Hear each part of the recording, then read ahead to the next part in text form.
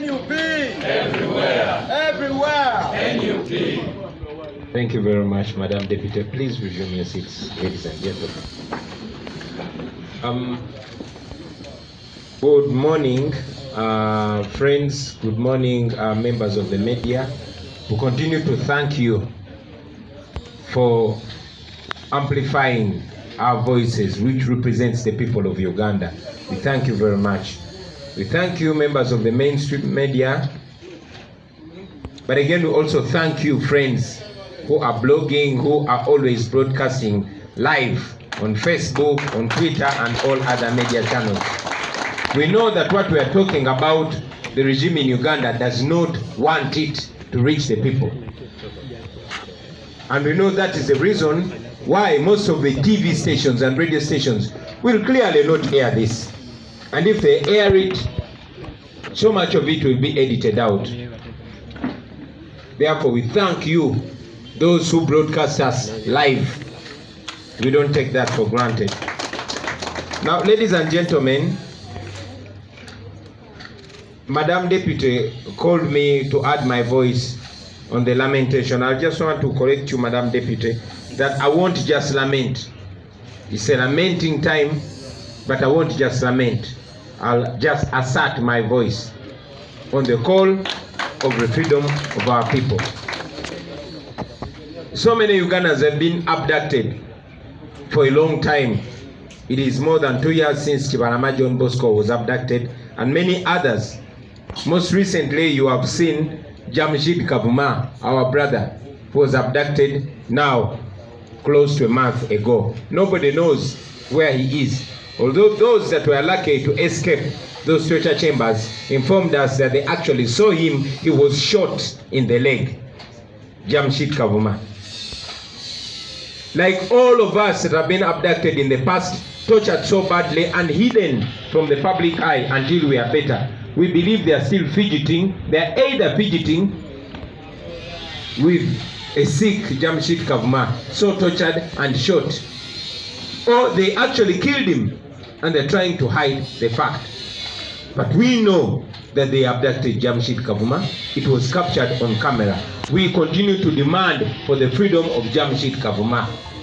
In a similar way, you also a video of Sheikh Ramadan Yahaya. Sheikh Ramadan Yahaya Manje was abducted like many others, still missing. It was so painful listening to the mother of a 17-year-old who is missing, and many others. Secretary General read them out in English. I'll probably read them out in Luganda. Ladies and gentlemen, all this is ongoing. It is not new. It's at this time that I want to salute the Honorable Francis Zake.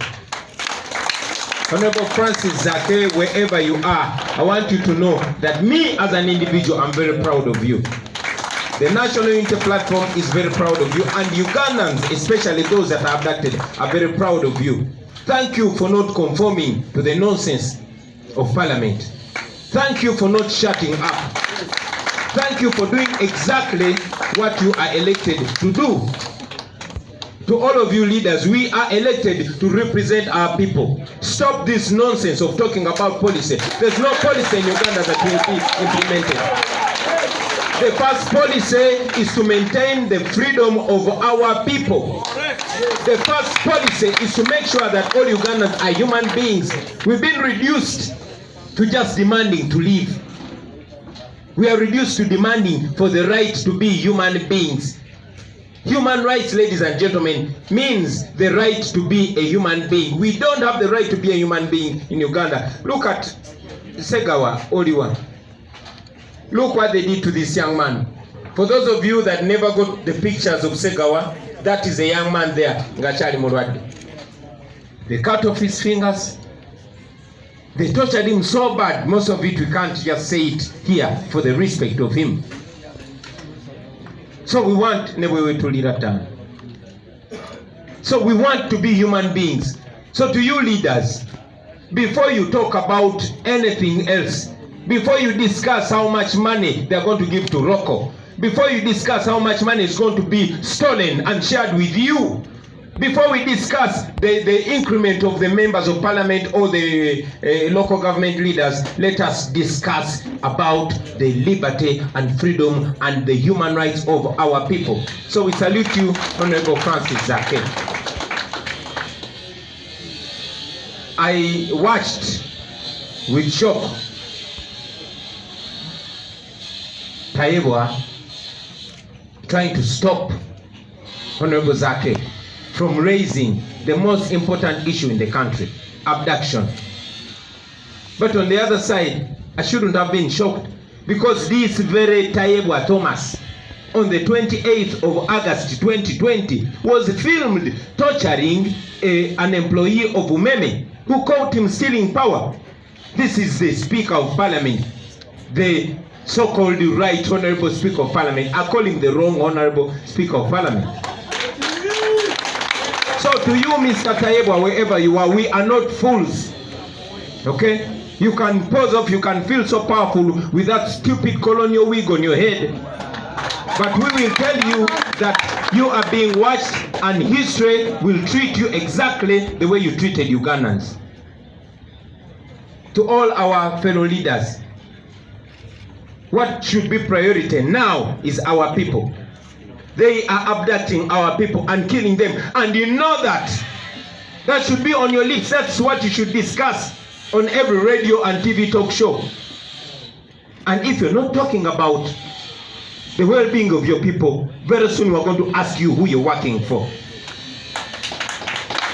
I've already communicated to all our leaders. While we salute you, our local government leaders, while we salute you, our parliamentary team, we are calling upon you, ladies and gentlemen, to make priority the well-being of our people. There's no reason whatsoever for you to be in that parliament legitimizing the Museveni dictatorship and legitimizing the daylight robbery of our public funds, while our people are being tortured, killed, and raped, and sodomized, and, castrated in torture chambers. I've already communicated to all speakers, all NUP leaders. I've communicated to the leader of opposition and all members of parliament. This should be priority. Zake was not wrong. These people are not behaving like mad people. They are behaving like lunatics. So if you pretend to be normal in an abnormal situation, man, tubate tukutegera. So thank you very much, Honorable Zake. We salute you. And all of you leaders, that is exactly what we want to see.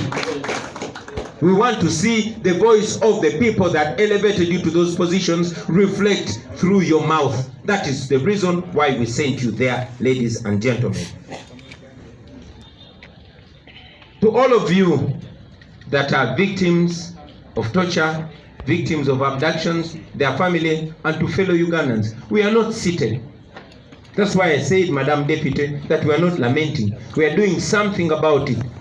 Besides, like Secretary General has mentioned, besides, opening up cases in these courts of Uganda, which are largely in the pockets of General Museveni. You have seen the Chief Justice, the head of the judiciary, clearly supporting the abductions of our people, silent about it. I was with him at the memorial service of Ben Chiwanuka, who was abducted in the drones of Idi Amin. He is silent about the abductions of our people.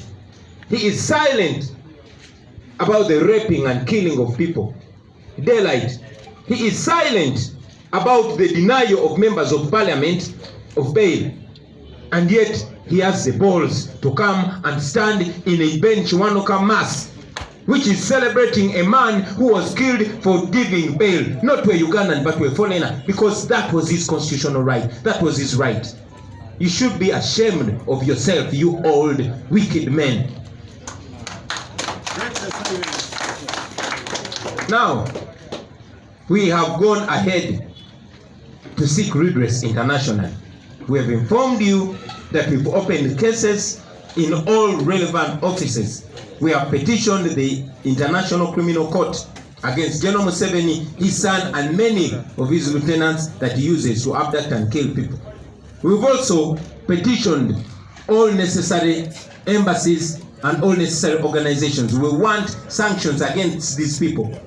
And we are slowly but surely succeeding. It was the work of we, especially our diaspora chapters, to get sanctions against Abel Kandiho, who was the commander of CMI back then. But that's not enough. We have also petitioned, and we're coming after all those other murderers. Murderers like this man called Christopher Damolira, who heads crime intelligence. Damolira, we know you are killing our people. The world knows, and sooner or later, you will have to answer for that. We have put there people like this man who is CMI, James Birungi, the same, criminal organization that Abel Kandiho used to lead. You should know that soon or later, you will pay for this. Whether you kill us or you don't, you cannot finish all of us. And it's at this time that I want to call upon all of you leaders and citizens, please note down the names of those people that are taking part in the abduction of our people. Mubamanyi, we know them. Let us pin them out there. Whether we are alive or dead, those that will be there will go for you. This is recorded. And at one time, there's going to be a time for redress.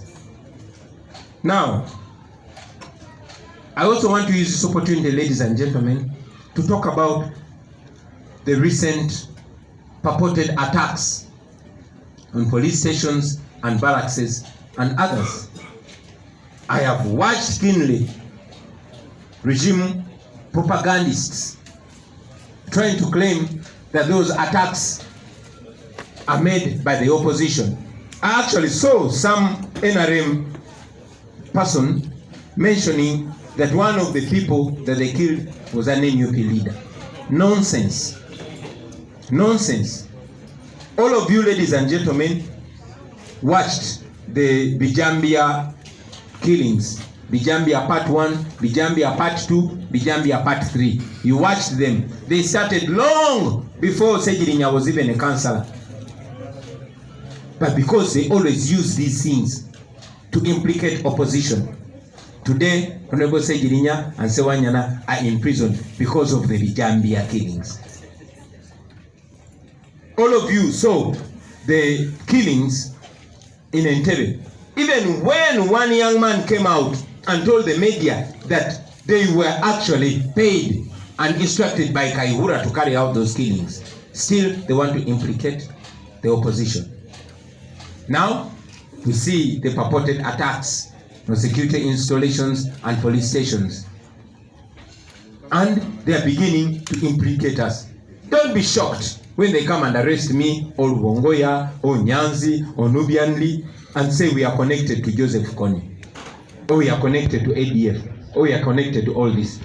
We are watching you, and we are waiting for you to come. But everybody knows that these can very easily be false flag operations. For you who don't understand false flag operations, a false flag operation is an operation carried out to paint your opponent as evil. All of you watched this man called Kainda Utafire on the burial of Adonia Teverondwa some years ago, when he said they used to put on the uniform of the Obote government military and killed the people in Luweru. They raped women in Luweru. They did all manner of atrocities in order to get the population to hate Obote. These are rebels, ladies and gentlemen. These are the same rebels. The only difference is now they have a lot of money and they put on suits. But they're the same rebels under the same rebel leader called Museveni. These are the same people. So we cannot be fooled, mister. The world cannot be fooled. This can very easily be you. And we know that we have facts about you. All of you remember the so-called PRA rebels that were attached to Dr. Kizza Besigye, and he was arrested and kept in prison. What happened to that case? What happened to PRA? We are watching you.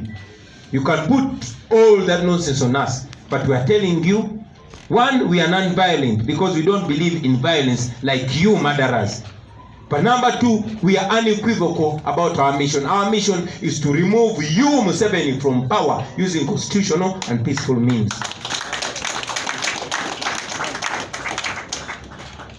Muzikirize njogere ku